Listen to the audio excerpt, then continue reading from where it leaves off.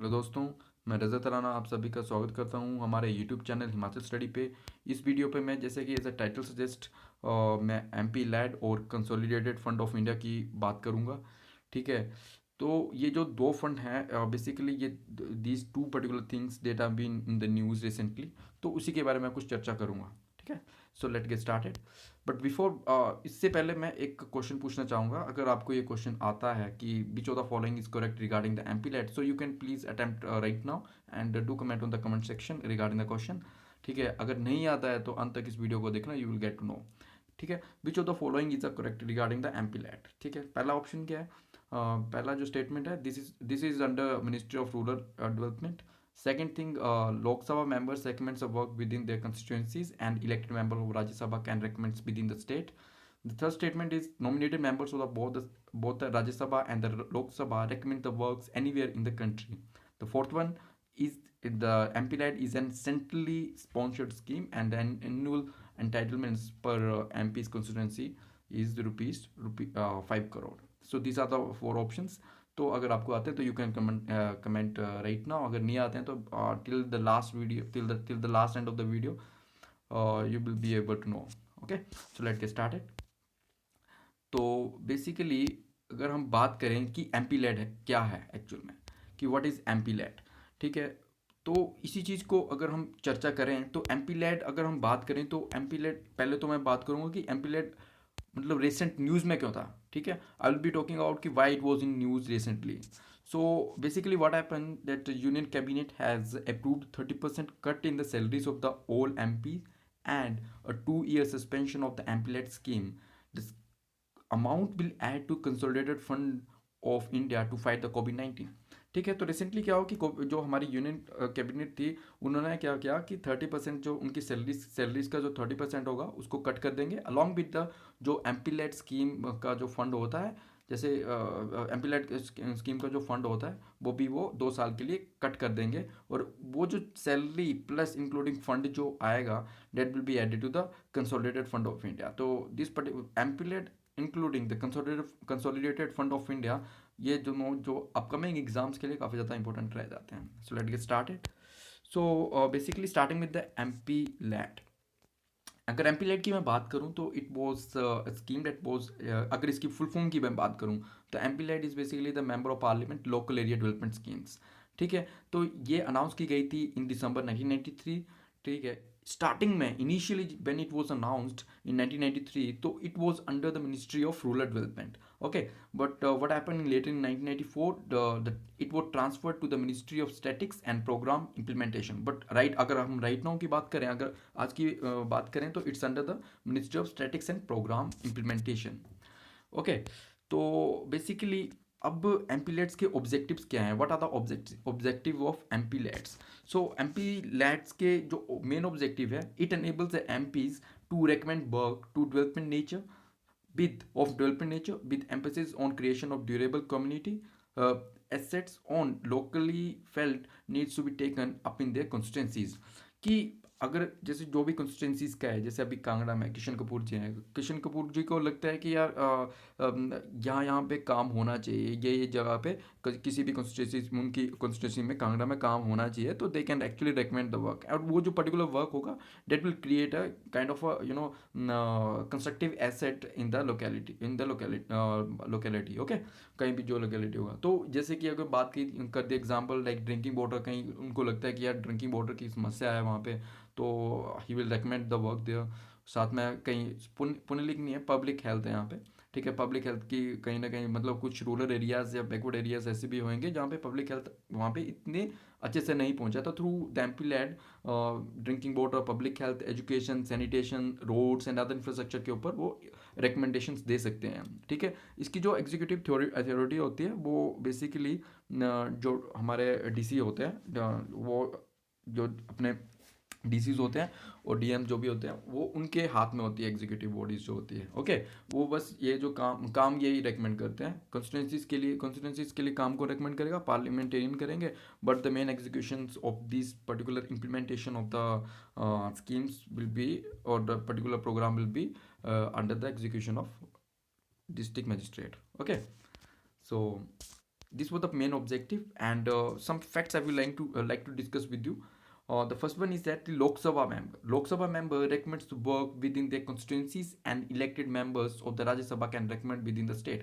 पता है क्या, जैसे अभी हमारा जो भी लोकसभा के मेंबर्स होते हैं, तो बेसिकली क्या है, वो एक कॉन्स्टिट्यूंसीज वाइज होता है। ठीक है कि हाँ, जैसे इस कॉन्स्टिट्यूंसीज में हाँ ये यहाँ से लड़ता है।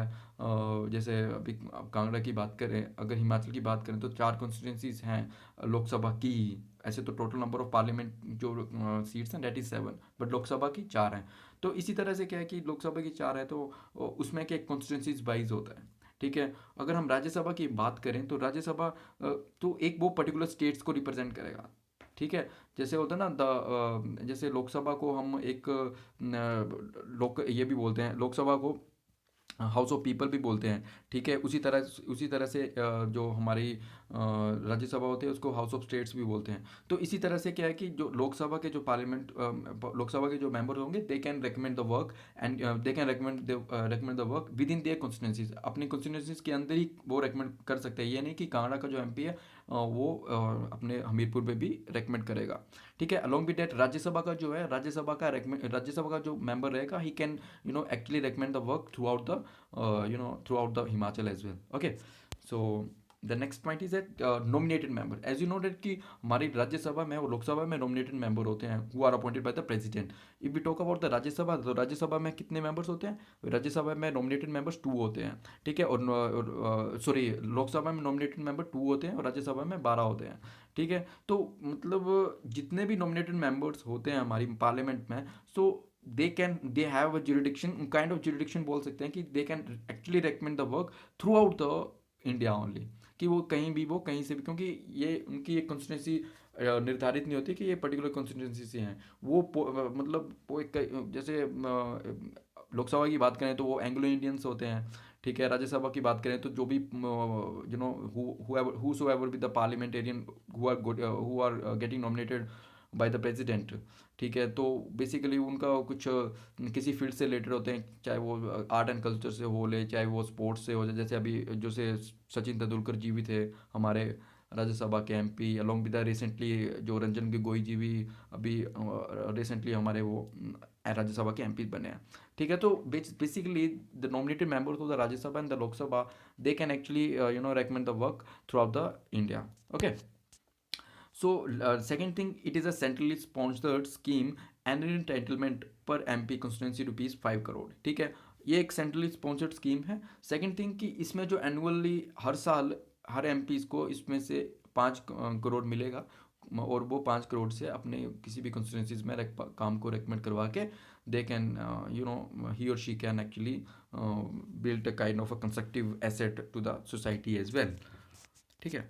तो इसी तरह से ऊपर से अभी जो रिसेंटली जो कट किया जा रहा है एमपी लेड का fund, it will cost it will be cost around 7900 crore 2 साल के लिए। जो होगा वो 7900 करोड़, इसका जो भी जितना भी पैसा होगा, मतलब these amount will actually get added to the consolidated fund of India. ठीक है। तो ये 7900 जो है वो कंसोलिडेटेड फंड ऑफ इंडिया जो है उसमें ऐड हो जाएगा, 7900 करोड़। ओके। तो इस तरह से ये था एमपी लैड के बारे में कुछ। ठीक है। तो उसी तरह से अब मैं बात करूंगा कि what is the consolidated fund of India. तो बिफोर डैट थोड़ा मैं दो तीन फंड्स बताऊंगा, 3 फंड्स बताऊंगा जो कि एक्चुअली में हमारे कॉन्स्टिट्यूशन में डिफाइन किए गए हैं। So basically there are 3 types of, 2 types नहीं आएगा, there are 3 types of fund, pardon from my side. So first one is the consolidated fund of India, which is under article 266 clause 1, that we will going to discuss in the next slide. The second one is the public account of India, article 266 clause 2. It is basically the account like bank, जो एक normal public के accounts होते हैं, banks में होते हैं, commercial bank में, किसी भी बैंक्स में। ठीक है। या कोऑपरेटिव सोसाइटीज़ में, जितने भी कोई भी किसी भी जहाँ पे भी पब्लिक जो है वो पैसा अपना सेव करती है, सेविंग्स के लिए डालती है, तो वो पब्लिक अकाउंट ऑफ इंडिया आ जाता है, that is under article 266 clause 2। And then comes the contingency fund of India. तो contingency fund of India is also known as what we can say is an emergency fund. ठीक है। Emergency fund होता है आपातकालीन के time पे ही use किया जाता है, तो इट कम्स अंडर आर्टिकल्स 267।